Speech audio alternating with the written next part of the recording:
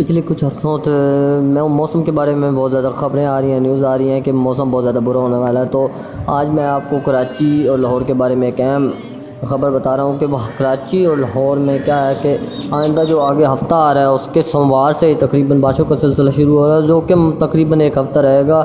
इस वजह से नदियों नालों में तूफ़ान आने का भी खदशा है और बहुत ज़्यादा नुकसान होने का खदशा है। इसलिए सब को हदायत की जाती है कि वो अपने घरों में रहें, हिफाजत से रहें और अपने बच्चों का ख्याल रखें। ऐसा ना हो कि पिछली बार जब बारिशें हुई तो नदी नालों में तूफ़ान आई थी और बहुत ज़्यादा बिजली और करंट लगने की वजह से बच्चों का डेथ हो गई थी और बहुत ज़्यादा अमवात हुई थी। इसलिए इस बार ख्याल रखें, एहतियात रखें और अपने घरों में ही रहें।